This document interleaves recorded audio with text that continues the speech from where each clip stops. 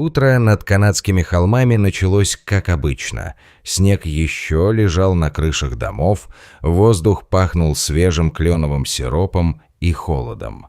Но в этот раз, буквально в первый же час после рассвета, земля словно выдохнула, и городок понял – что-то изменилось в самом сердце планеты.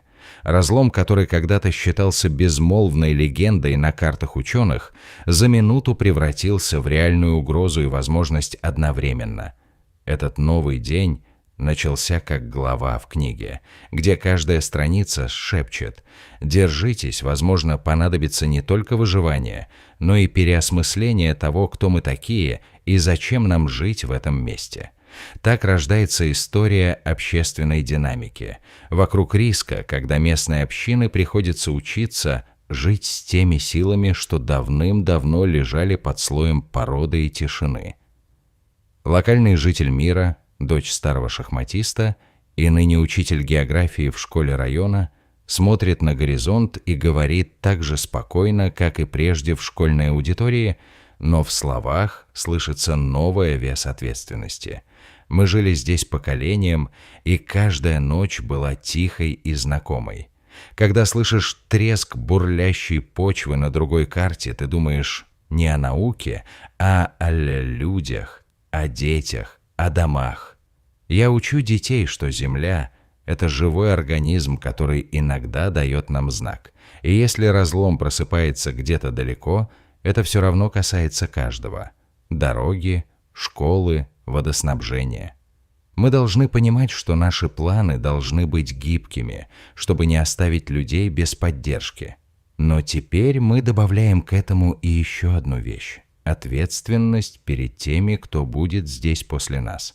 Мы кузнецы устойчивости, и наши решения сегодня определяют, как долго мы сможем жить по-старому, и при этом не потерять друг друга. Географ и профессор сейсмологии Карина Левина, работающая на местном университете и ведущая ряд полевых проектов, отвечает ей не громким криком, а тем же спокойствием, которое помогает ей держать курс в бурях. Разлом Тентина – не просто линия на карте, это система напряжений, которая никогда не бывает полностью спокойной. Я вижу в Доун-Сити не только страх и риск, но и возможность для страны перестроиться, усиление зданий, обновление инфраструктуры, создание сейсмостойких районов и образовательных программ. Но это требует времени, денег и политической воли. И главное – нам нужно говорить правду людям без сенсаций, объяснять природу опасности и пути снижения риска. Кроме того, нам важно работать с местными жителями как со самым ценным ресурсом. Их знания о местности, привычках и характере города иногда оказываются эффективнее любой модели. Инженер Ян Сото добавляет через призму практических мер. Мы здесь, чтобы превратить знания о рисках в конкретные решения. Это значит проекты новых жилых кварталов, переработка канализации и систем водоотведения, модернизация транспортной сети и не только, но и создание планов эвакуации, тренировок персонала, размещение резервных источников энергии. В Канаде таких мест немало, и мы учимся на примерах.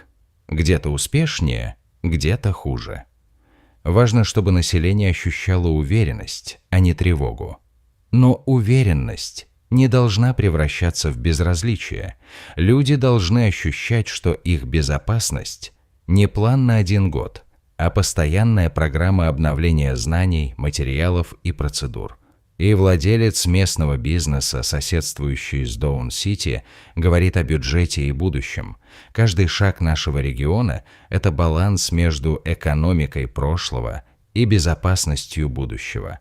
Мы можем превратить туризм в движущий фактор, экскурсии по историческим шахтам, посещение музеев геологии, образовательные программы. Но если построить здание без учета рисков, то одна ночь может разрушить судьбы. Поэтому нам нужны стандарты, держатели бюджета на модернизацию БИАМу и страхования на случай форс-мажора. Мы учимся смотреть дальше простых цифр. Экономическая выгода не стоит того, если она идет вразрез с человеческим благополучием. Журналист и блогер, который освещает тему, добавляет контекст и ответственность слова как инструмент действия. Сигналы риска должны сопровождаться фактами и контекстом. Моя задача – объяснить людям, что это не просто страшилка, а реальная опасность и реальная польза от подготовки. Я хочу рассказать истории людей, которые уже столкнулись с последствиями, как они действовали в разные времена суток, как менялись их планы, как менялись бюджетные приоритеты муниципалитетов. Но главное – показать, как общество может превратить страх в активность. Обучающие курсы, симуляции, открытые данные. Мы должны помнить, каждое решение влияет на будущие поколения. И, наконец, турист из числа исследователей, который приезжает ради геологии и природы, говорит с оттенком ответственности и любопытства. Мы приезжаем за знанием, но остаемся за ответственностью. Я вижу здесь возможность фильтра между любопытством и уважением.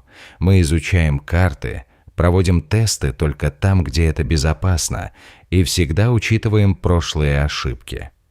Туристы должны понимать масштаб событий и уважать местные правила, чтобы не стать частью проблемы, а частью решения. Как же эти голоса сольются в одно целое, когда на горизонте снова появляется вопрос о том, как устроить общество вокруг риска? Рассмотрим последствия для общества в связной карте будущего, добавив еще больше контекстной плотности и переходов между сценами. Инфраструктура и городское планирование расширяются за счет нового этапа консолидации знаний. В регионе начинается процесс реального усиления строительных норм. Теперь каждый дом, каждая школа, каждый медицинский центр обязаны проходить через через сейсмостойкие тесты, использовать современные материалы и проектироваться с учетом возможных смещений грунтов. Проектируются новые транспортные узлы с учетом досрочного закрытия участков, расширяются запасные пути эвакуации, реконструируются мосты и развязки с учетом потенциальных смещений. Модернизация коммунальных систем, водоснабжение, канализация, энергоснабжение идет с учетом добавления резервных источников, автономных гибридных сетей, а также дублирующихся трасс связи. Впервые в регионе начинается практика распределенной генерации энергии. Солнечные и ветряные установки сочетаются с локальными аккумуляторами, чтобы минимизировать зависимость от единой сети во время кризиса. В школах вводят реальные учения по ЧС, знания эвакуационных путей, практические занятия по первой помощи и базовым навыкам спасения в условиях разрушения. Обучение в школах становится многоуровневым. Дети учатся не только теории о волнах и трещинах, но и как правильно реагировать на тревожные сигналы в доме, как собрать первую аптечку и как действовать в автобусах и метро, если там произойдет толчок. В общинах создаются центры резерва, где люди могут получить доступ к надежной информации, консультациям по страхованию, учебным материалам и психологической поддержке. Экономика и рынок труда продолжает развиваться в сторону устойчивого роста. В регионе растут инвестиции в устойчивое строительство и страхование рисков. Появляются новые рабочие места для инженеров, геологов, строителей, страховых агентов, аналитиков риска.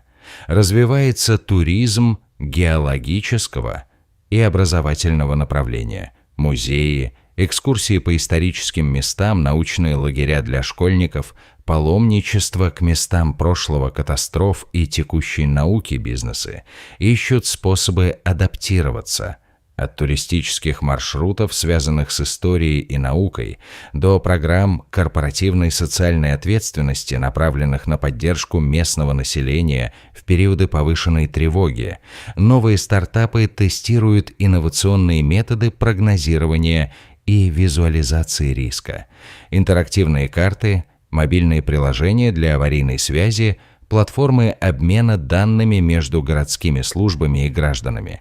В экономике появляются новые ниши, связанные с обслуживанием спроса на подготовку к ЧС, учебные центры, страховые продукты, услуги по адаптивному дизайну зданий и инженерные решения для стареющей городской инфраструктуры. Социальная инфраструктура и образование расширяются до широкой общественной вовлеченности. В школах вводят курсы географии и естественных наук, в которых дети учатся понимать работу земной коры, волны и риски. Открываются доступы к открытым данным по рискам, карты, сценарии, модели, чтобы общество могло участвовать в обсуждении будущего. Создаются общинные центры, где жители могут тренироваться в планировании эвакуации и в оказании первой помощи. Образовательные программы подключают местных старожилов и специалистов к чтению земельной истории. Как прошлых толчков, так и ныне действующих рисков. В городах начинают практиковать программу на 2 поколения вперед. Дети учатся у старших, старшие – у детей. Обмен знаниями становится механизмом укрепления доверия и взаимной поддержки. Здравоохранение и психологическая поддержка расширяются, чтобы соответствовать новым реалиям. Развиваются службы психологической поддержки ведь риск вызывает стрессовую реакцию. На местах создаются мобильные клиники и маршруты оказания медицинской помощи в случае локальных последствий, чтобы не задерживать людей, оказавшихся в зоне риска. Проводятся регулярные учения и тренировки по эвакуации и бою с последствиями стихий, чтобы страх не превращался в паническую реакцию. В системе здравоохранения закладываются резервы кадров, волонтеры, медицинские студенты и сдержанные управленческие команды, которые могут быстро мобилизоваться в случае кризиса. Появляются психологические центры поддержки для сельских жителей, которые могут не иметь доступа к городским службам. Медиа и коммуникации становятся не просто источниками новостей, а активными инструментами общественной гармонии. Важна прозрачность и ответственность. Официальные каналы информирования регулярно дают обновления о рисках и мерах подготовки. Журналисты работают как мост между наукой и обществом. Без сенсаций объясняют природу опасности и пути снижения риска, приводят реальные истории и данные. В новостях появляются объяснения разных точек зрения, от жителей до инженеров, чтобы не допустить монополии на повествование. Создаются открытые площадки для обсуждений, круглые столы с участием жителей и экспертов, а также онлайн-форумы, где можно задать вопросы и получить оперативные ответы от команды проектировщиков и ученых. Важно, чтобы информационная повестка не превращалась в тревожное шоу.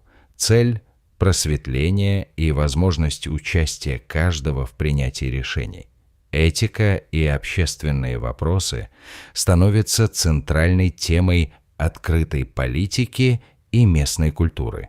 Сложнее становится спорить о перераспределении средств, как сбалансировать инвестиции в риски с другими насущными потребностями.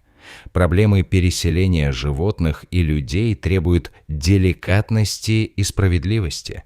Прозрачность в отношении ученых и инженеров важна. Открытое обсуждение ограничений в предсказаниях и неопределенности помогают обществу принимать совместные решения.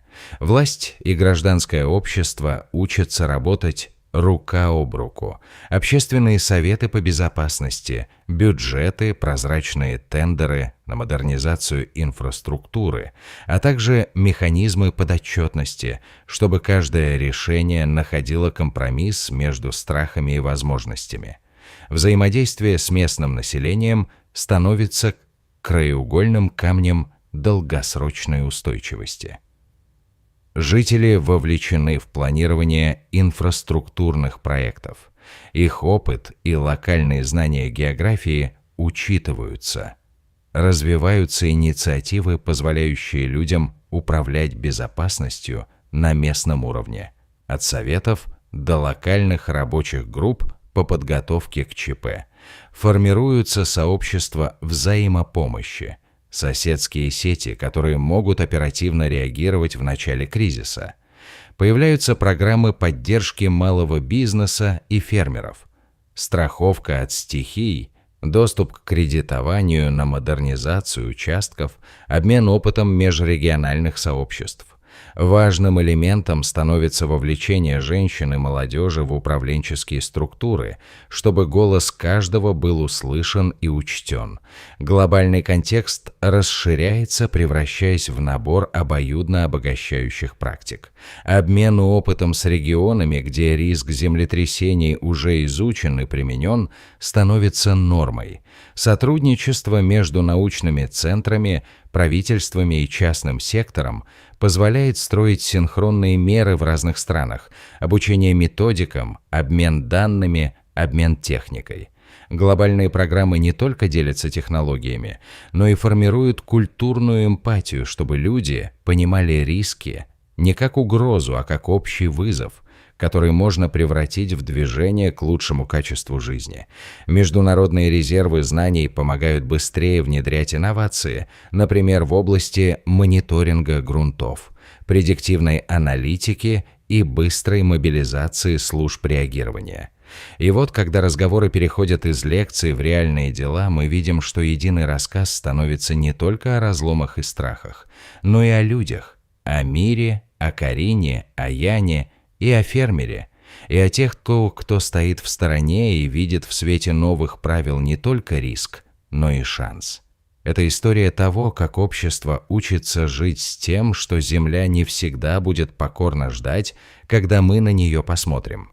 История о том, как диалог между учеными, инженерами, местными жителями, бизнесом и журналистами превращает знания в действие, а страх – в подготовку и защиту. И вопрос остается открытым. Сможем ли мы превратить возможность катастрофы в историю подготовки и сотрудничества, чтобы город, регион и страна не просто выжили, но нашли новый баланс между безопасностью и свободой исследований, между желанием знать и ответственностью перед теми, кто живет здесь сегодня и завтра?